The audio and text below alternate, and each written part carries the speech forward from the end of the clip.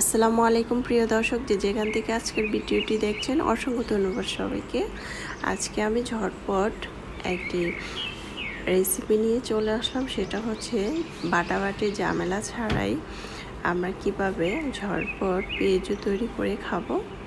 প্রথমে আমি এখানে মসুরির ডালটা ভিজিয়ে রেখেছিলাম, প্রায় রাতে ভিজিয়ে রেখেছিলাম, প্রায় 6 ঘন্টার মধ্যে হবে। তো এখন আমি এটাকে ভালোভাবে ধুয়ে নিলাম।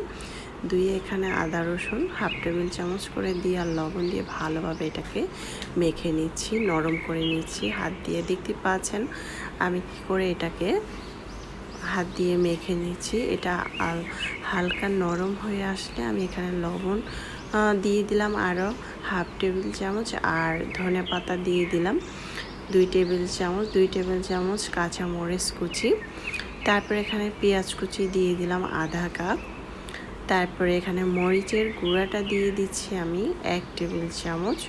ঝালটা পরিমাণ মতো দিবেন, হাফ টেবিল চামচের থেকে অল্প পরিমাণ কম আছে।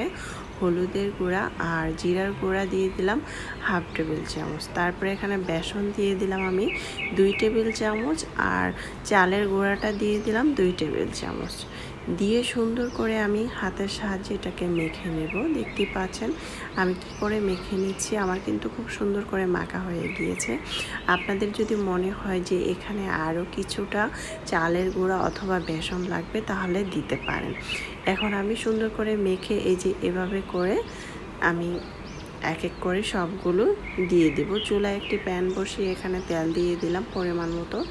তেলটা হালকা গরম হয়ে আসলে আমি এক এক করে এভাবে ছেড়ে দিচ্ছি। দেখতে পাচ্ছেন ঝটপট কিন্তু আমরা বাটাবাটি ঝামেলা ছাড়াই কিন্তু ডালটা পেঁয়াজু তৈরি করে খেতে পারি। আমাদের হাতে কম সময় থাকলে কিন্তু আমরা এভাবে তৈরি করে খেতে পারি। অনেক সময় ব্যাচেলার যারা ভাই ও বোনরা আছে তারা কিন্তু কাজে অফিস আদালত থাকে, তারা কিন্তু পারে না। যারা ব্যাচেলার তারা কিন্তু চাইলে এভাবে বাসায় ঝটপট তৈরি করে খেতে পারেন। খুবই মজাদার হয়েছিল এটা, এতটা ক্রিস্পি হয়েছিল, খেতে অসম্ভব মজার হয়েছিল। এখন আমি এটাকে উল্টিয়ে দিব। দেখতে পাচ্ছেন কতটা সুন্দরভাবে ভাজা ভাজা হয়ে গিয়েছে। এখন আমি সুন্দর করে এটাকে উল্টিয়ে দিচ্ছি। ধৈর্য ধরে চুলার পাশে দাঁড়িয়ে এটাকে ভেজে নিতে হবে।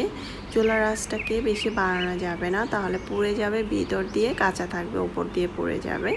তা এখন কিন্তু আমার খুব সুন্দর করে এটা ভাজা হয়ে গিয়েছে। এখন আমি উঠিয়ে নিচ্ছি। দেখতেই পাচ্ছেন কতটা মজাদার একটি ডালের পেঁয়াজু হয়ে গেল, খুবই মজাদার। এখন আমি একটি বাটিতে পরিবেশন করে নিচ্ছি। মাশাআল্লাহ, দেখতে খুব সুন্দর হয়েছে, খেতে তো আলহামদুলিল্লাহ। আমরা কিন্তু এটা ঝটপট তৈরি করে খেতে পারি। খুবই অসম্ভব মজার হয়েছিল। আশা করছি রেসিপিটি ভালো লেগেছে। ভালো লাগলে অবশ্যই চ্যানেলটা সাবস্ক্রাইব করে লাইক দিয়ে পাশে থাকবেন। দর্শক চাইলে এটা ট্রাই করতে পারেন। আল্লাহ হাফেজ।